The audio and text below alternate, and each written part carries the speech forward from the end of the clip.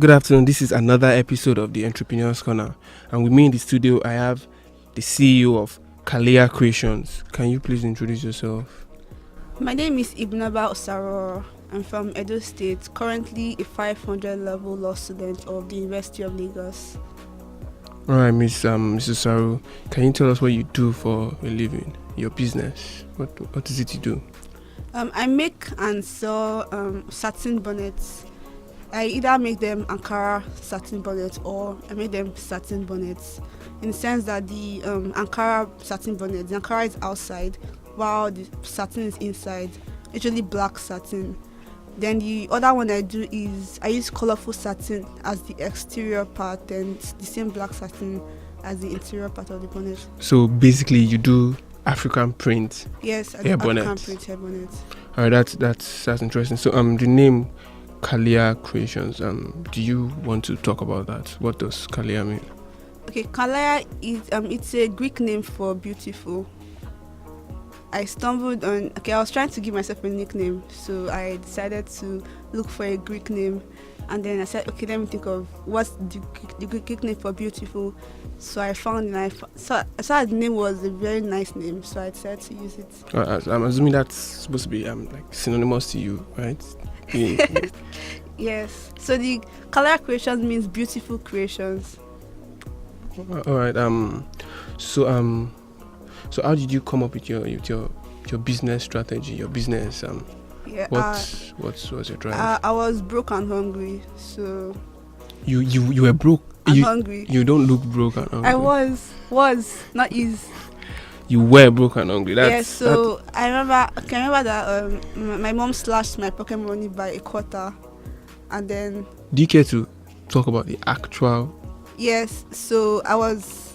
So I was like very broke. So I thought to myself that, okay, what can I do that would make me be able to make some living while in school. So a couple of friends told me that I should think of going into satin bonnets.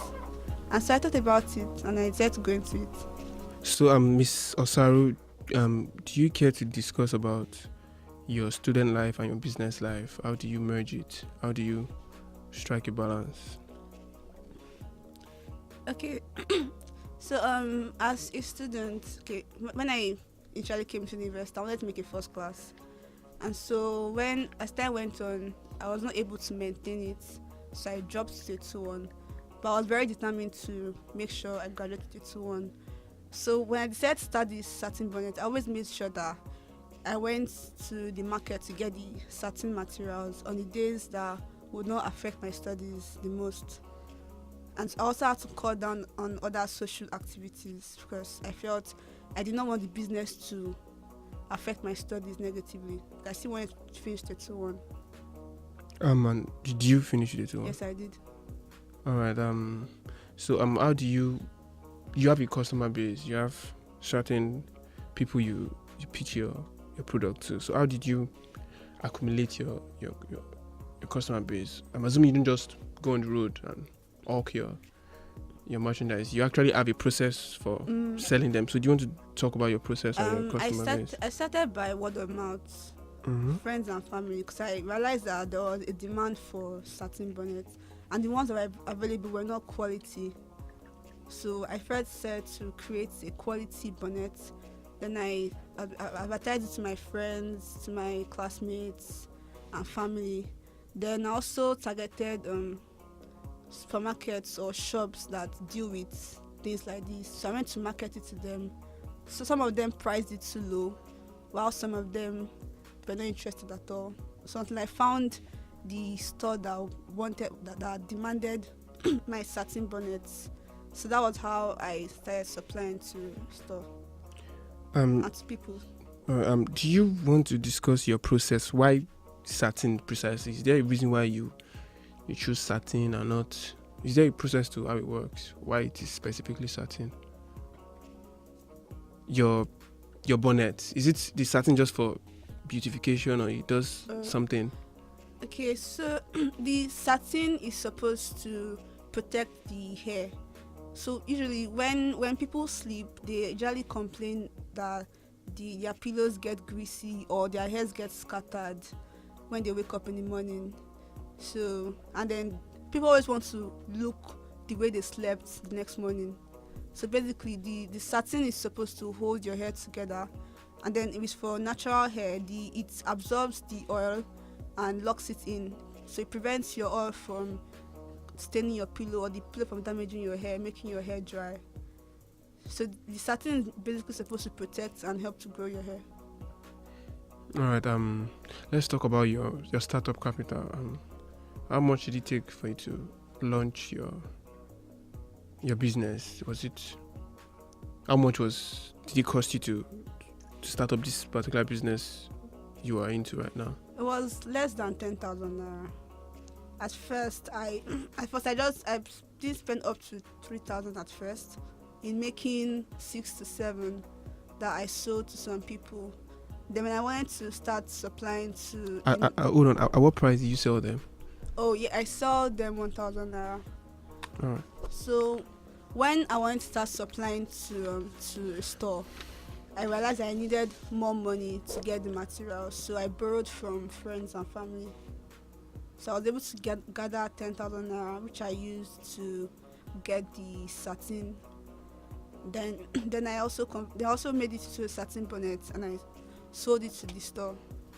And when I got the profit, I repaid my debt. So what's your driving force as a student entrepreneur? What keeps you going? What wakes you up in the morning? What makes you still do what you do? Because I want to be independent. I don't want to have to think of when will I get my next meal, from which source.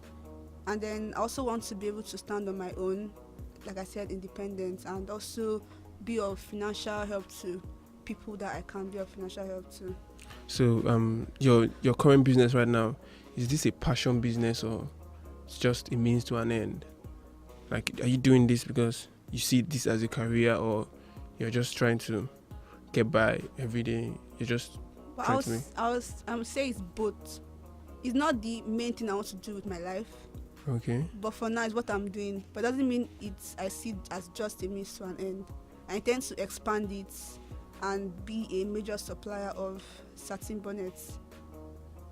So what are your business ideals? Your mantra, like words you live by, that you run your business by, like your code of conduct? I'll say quality over quantity. Would you explain that? Okay, usually when I supply satin bonnets, I prefer to supply quality bonnets and make less money than supply a lot of bonnets with poor quality. That way, I feel that it's better you sell 100 satin bonnets and then they finish fast because people love them. Then they come back to you to order more, or that you sell 100 poor quality satin bonnets. That way they don't buy and they return it. That way you find it hard to sell more next time. All right. Do you have a business role model, somebody you look up to when it comes to financials and entrepreneurship? Okay, I'll say Isoken.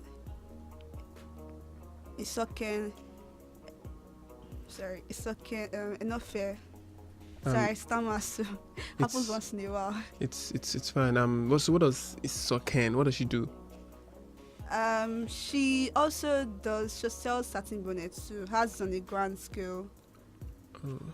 So for her, it's like a business, like a career. She officially. I don't think it's her main career, but it's one of the things she's known for. So your product designs, where do they come from? Like I'm sure you make your products unique, give them cute, beautiful designs. So where do they come from? Do you draw out your designs yourself? Usually, most satins they have one or two designs. So what I just look for are the colors. So the structure is almost the same. I just look for just coming colorful, more beautiful, because I realize that people are moved by what they see. So if someone sees my bonnet, she might not want to buy it, but when she sees how beautiful it is, and I tell her, this thing is good for your hair, it will help your hair to grow better, help to protect your hair, she will want to buy it because she wants to look beautiful in her sleep. I mean, I've even heard people say, let me buy this bonnet. So when I go to my boyfriend's house and I put it on, I'll look beautiful. Yes, so there are a lot of reasons people buy the bonnet, but I just smile and sell it still, because I mean, money's coming in. All right. You are in a business that entails sales. You sell to people, and then some people get satisfied with your product. Some people don't.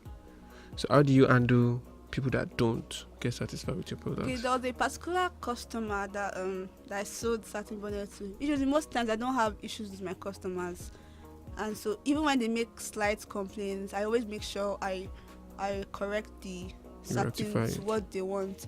But this particular one, she said she wanted a big bonnet, because usually I sell different sizes: large, extra large, small, medium. So she said she wanted large, and so I got her large. Then she put it on, said it was not fine enough, that she didn't like the way it was looking on her head, because she wore the one I sold for someone before and she liked it. When she now wore the one I sold to her, she was complaining that she doesn't like the form. Then she has changed it, and I changed it. Then she said it was too small. Then she told me to change it, and I also changed it again. Then she said, what did she say again? She just said something funny, and I was just looking at her like this, like, wow, really? Why are you stressing me? So for that bonnet, I didn't make any profit, because the time I used to go to my tailor's place and come back, and the money I spent going and coming like up to 4 times was like almost the price that I made from the bonnet. Right. I had to just endure and smile and just say okay. And in the end, I got her a bonnet, though she didn't come back again, because she already knew she was disturbing me. So I hope that she appreciated the one I got her. Alright, so if you were to choose a career path, would you still go into this specific one you're into, your bonnet business? Well, I intend to employ people to run this later on. That way, it will be like my indirect profits, my indirect source of income. So I will not directly run it, but I'll be getting profits, like it's like a second job on the side, like the kind of income I'll make while sleeping. Alright, that's good. So do you have any business fears? This particular business, are there risks that you are liable to run into, like general business fears in this particular line that you dread? Yeah, sometimes I think that that if I make a lot of satin, now what if people don't want to buy, and then it just sits in wherever I put it, and then it's like just there. So that's one of my business fears. And then also expansion, to the cost of expansion and all that. The current life you live as an entrepreneur, it means you have to be up and about, doing a lot of things. Has it been very tasking? Have you had to sacrifice any other thing from your regular life? I remember this second semester, because I have this very, very critical mind that doesn't allow me to slack. So I remember this semester I was on the road, and then I was telling me, Sarah, you spent most of your time on the road and reading your books this semester. What are you doing on the road? And then I was like, but I have to make money. And then my mom was like, just find a way to balance it. So it's like I spent a lot of time on the road. There are times that I will go to the market, and then like two to 3 times in a week, or sometimes, but most times it's 2 times. And then when I come back, I'm so tired and I'm so exhausted, and I'll just sleep, call up the stress of having to go to Oshodi and come back and still want to read your book or something. So personally, it's just your personal comfort you've been able to sacrifice. I also cut off from some social organizations. Like I wasn't as active as I wanted to, because I thought about it, that if I'm active here, I'm active in my business, what time will I have to read in my book? And I want to finish a 2-1. How am I going to go about all of this? So I had to sacrifice those ones for my business to thrive. Alright, that's interesting. So how do you generate new ideas for your business? You've mentioned before that it's a business that has templates already, that you just come up with colors and stuff, but it gets to a point whereby you need to be creative about how you get across to your customers. So how do you do that? Do you use social media? Do you just rely on word of mouth? No, social media is also there. So you have business page for your? No, not yet. The reason I didn't create a business page was because I felt that if I created a business page, I'll have a lot of demand for it, which will affect my studies. So what I was waiting for was that, because usually the store I supply to is demanding enough, because I have to go to the market every week, and the satins sometimes can be really bulky and heavy. So I didn't want to overstress myself. So the plan was that after my exams and all that, I'm going to create a business page. So that's what I'm basically doing right now. But I haven't finished doing it yet. So what logistics did you put in place for this particular business? I'm assuming you don't sew yourself. You're not a tailor. So do you have specific people you use for your materials? What logistics did you set up? Like how? Like when you go to the market, you get your raw materials. How do you process it into what you need it to be? Okay, so what I do is that I go to the market. I already have a store that supplies satin to me. So I go there, I pick the colors available, and then I take to the tailor and I tell her what I want. So me and the tailor, we are kind of like, let's say, business partners. So that we do it together. So she's even also interested in the business like I am. So you guys sort of split the profit? Yes, I pay her for her work, like any normal tailor. Okay. And then, but the thing is that I don't pay her immediately she gives me. I pay her only when I've sold. So that is why I said she's more like a business partner. All right, Miss Osaru, would like to go on a quick break. When we're back, we'll continue this discussion. Okay.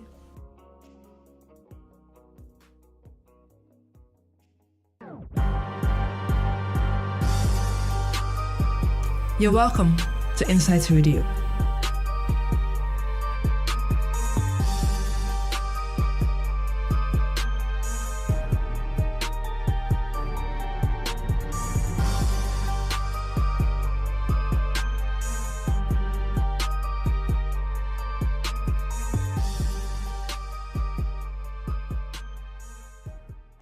You are listening to Nigeria's first finance radio station, Insights Radio.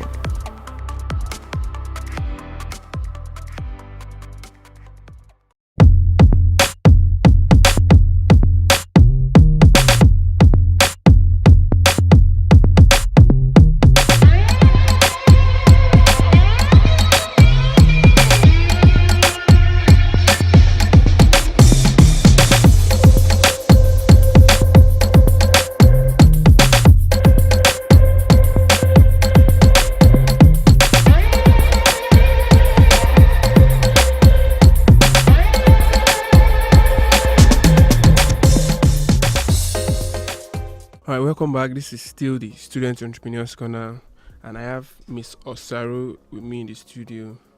So Miss Osaru, do you want to talk about your failures and how you've learned from them as an entrepreneur? Okay, when I started supplying to the store, I remember that the woman, she priced my satin bonnet for a low price. And so she priced my satin bonnet for a low price. And so the tailor advised me that I should get a similar material that was not satin but could pass as satin. And so I decided to get it because it was cheaper. Then when I got it and I made quite a number of bonnets, I remember that the woman didn't call me again. And so I was wondering, okay, what did I do wrong? And I also trying to get cheap materials. So instead I actually got I didn't get attractive Ankaras. They were kind of dull, but because they were cheap, I still bought them like that. So the woman, she didn't tell me anything, she didn't complain. But after like months of not getting any reply from the woman, I started to chat her up, and then she told me that she was. She told you what? She told me that she was not able to sell them fast. So it means that the customers that came to buy knew that these things were not actually what they usually buy in the market. Okay. And so I had to learn a very hard lesson because I did not even make the money I was trying to make. I lost eventually. So that's why I came up with the mantra of quality over quantity. So right now, I don't mind if I make little money, provided that I supply very high quality bonnets to my customers. All right. So in your own words, how do you describe success? I feel success is when you achieve purpose. Yes, like You will talk about expand. What do you mean by purpose? by purpose it means when you finally discover what it is you want to do with your life. Now you don't have to making a lot of money for yourself. Just provided you are happy doing what you are doing and you are deriving satisfaction, I feel that's purpose enough. And so far you can impact people and you're adding value to yourself and everybody around you. So you don't have to be on TV, on Forbes most successful 100. Or before you're successful? Yes, provided you've achieved purpose, saying that you've discovered what it is. So when you do, so you're purpose driven. Yes, I'm purpose driven. Tunnel vision. That's what I believe success is. Okay, I understand your point. So as being in this business, has it been very profitable for you? Yes, at first it wasn't. At first I ever had to give out free bonnets, and the one free bonnet I gave out got me 2 bonnets that I sold recently. Also, it was like a build up. You had to. Yes, there was even one time that I was giving people bonnets on their birthdays, even when I didn't even really know them. So provided you're a friend of a friend and it's your birthday, I'll just give you 1 bonnet. And then due to that, people were able to see those bonnets on them, and they asked them, where did you get it from? And then it brought market to yes, you. Yes, it got linked to me. So basically. So Mr. Saru, tell us about your typical business day. How your day starts. Just walk us through your typical everyday business day.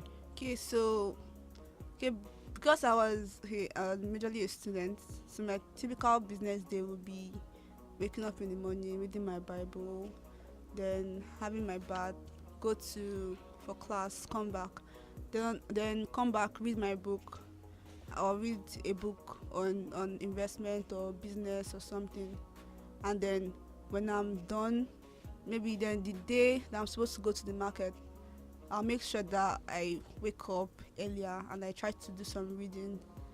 Also, I still read my Bible, have my bag, go for classes, then I go to the market, come back, and then rest and read, or rest and wake up the next day. Because usually I don't like 2 days. Oh no, actually, yes, because when I supply the bonnets, usually the next day I go to the market. So if I supply the bonnets on Thursday, I go to the market on Friday. So it meant that whatever Friday activity that was going on in school, I was not usually available for it because I was usually in the market. So I had to make sure that these 2 days are my days for market, or it might be Tuesday and Wednesday, depending on, because some contingencies might come up. So basically, I always made sure that the days that I was going to go to the market were the days that I read earlier than usual. Okay, I get your point. All right. So Mr. Saru, do you have a working formula for success? Like, if you were to sit me down right now and then give me in details steps I could take to attain success in whatever I'm trying to do, what would be your advice to me? I'll just use one word: consistent quality and trust. No, 3 words. Those were 3 words. Yes, sir. So it just happened to be 3 words. So do you want to talk about those 3 words? Yeah, cause I read somewhere that it's only when you're consistent that people will take you seriously. And then quality is only when you provide quality that people take you seriously. And trust is only when people can trust you that people continue to patronize you.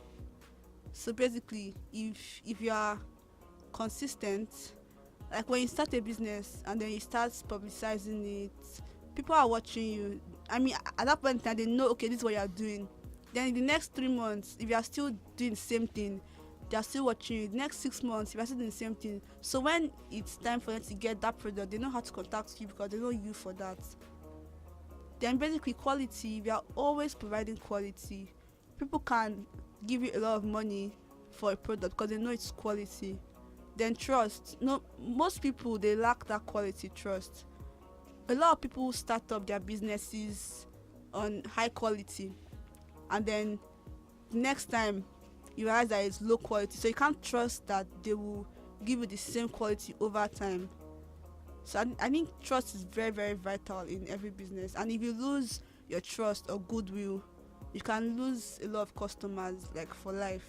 So that's why when people try to cut corners in business, it's not advisable, because if you try to cut corners, you can get to that destination, but you get hurt in the process of getting to that destination. You will not stay long in where you're going to.